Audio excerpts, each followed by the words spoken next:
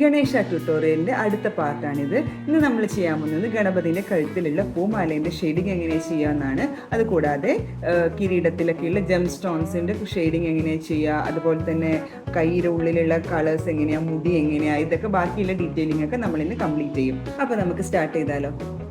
അപ്പോൾ പൂമാല ചെയ്യാൻ വേണ്ടി നമ്മൾ യൂസ് ചെയ്യുന്ന കളറ് ക്രിംസൺ ലേക്കാണ്.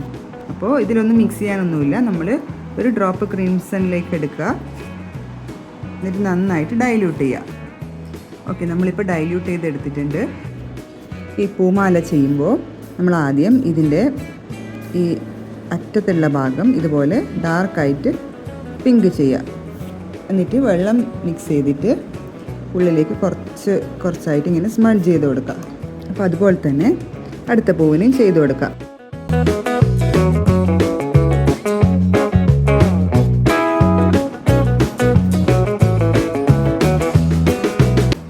അറ്റത്ത് പിങ്ക് ഷെയ്ഡിങ് ചെയ്ത് കഴിഞ്ഞിട്ടുണ്ട്.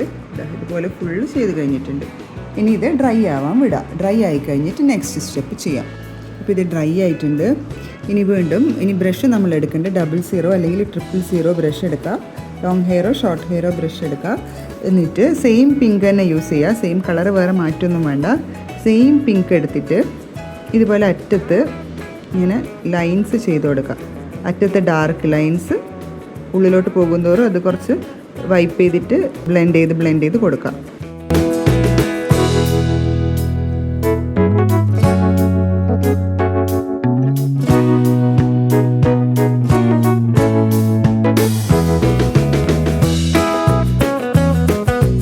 അപ്പോൾ നമ്മളിപ്പോൾ first coat of line shading complete ആയിട്ടുണ്ട്.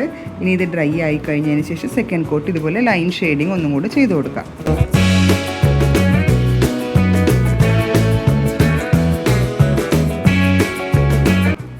അപ്പോൾ പൂമാലേൻ്റെ ഷെയ്ഡിങ് കംപ്ലീറ്റ് ചെയ്തിട്ടുണ്ട്. ഇനി ഇതിൻ്റെ താഴെയുള്ള ഈ ഭാഗം ഷെയ്ഡ് ചെയ്യാനാണ് പോകുന്നത്.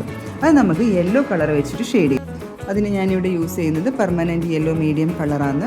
ഇത് ഡയറക്റ്റ് ഡൈല്യൂട്ട് ചെയ്ത് യൂസ് ചെയ്യുന്നതാണ്, മിക്സ് ഒന്നും ചെയ്യുന്നില്ല. അപ്പോൾ പെർമനൻറ്റ് യെല്ലോ മീഡിയം ഞാൻ ഡൈല്യൂട്ട് ചെയ്തെടുത്തിട്ടുണ്ട്.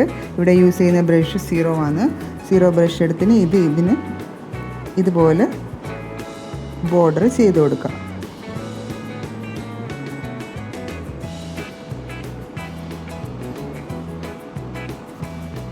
ഇതിന് ഡ്രൈ ആയതിനു ശേഷം അതിന് വീണ്ടും ഒരു കോട്ടും കൂടെ അതുപോലെ തന്നെ ചെയ്ത് കൊടുക്കുക.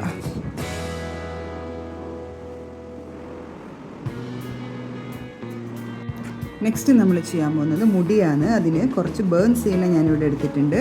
ബേൺ സീന ഡൈല്യൂട്ട് ചെയ്ത് എടുക്കുക. ഇതിൽ നന്നായിട്ട് ഡൈല്യൂട്ട് ചെയ്യണ്ട, കുറച്ച് ഡൈല്യൂട്ട് ചെയ്താൽ മതി. ഒന്ന് ഫ്ലോയി ആയാൽ മാത്രം മതി, ലൂസ് ആവണ്ട.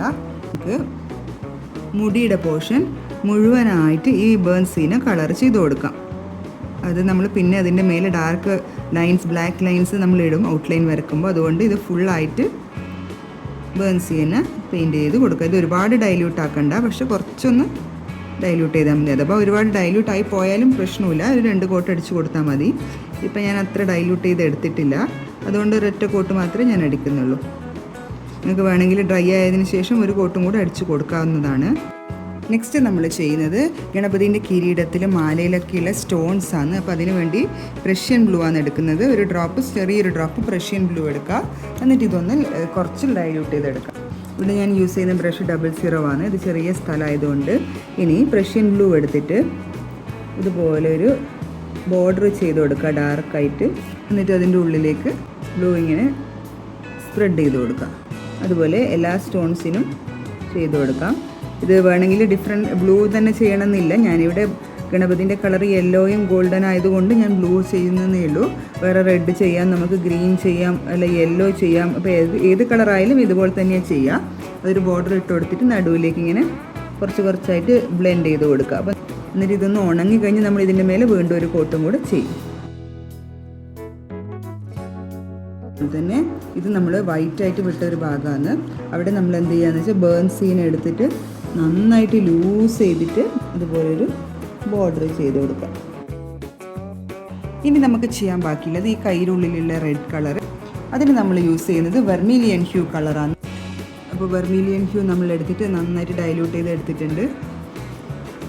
ഇനി അത് നമ്മൾ എന്ത് ചെയ്യുന്നത് വെച്ചാൽ ഈ കണ്ണിന് ആദ്യം ഇത് നന്നായിട്ട് ഡൈല്യൂട്ട് ചെയ്തിട്ട് കണ്ണിൻ്റെ മേലെ കുറച്ച് ഇതുപോലൊരു റെഡ് ഷെയ്ഡിങ് കൊടുക്കും കണ്ണിൻ്റെ ഉള്ളിൽ വൈറ്റുള്ള ഭാഗത്ത്.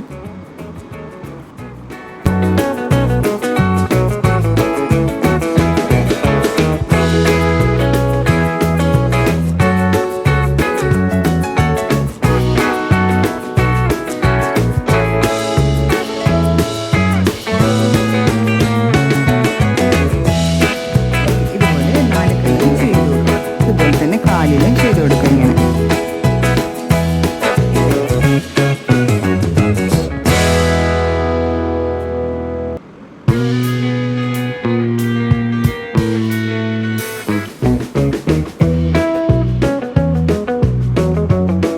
അപ്പം നമ്മളെ ഗണപതിൻ്റെ ഫുള്ളായിട്ടുള്ള ഷെയ്ഡിങ് കംപ്ലീറ്റ് ആയിട്ടുണ്ട്.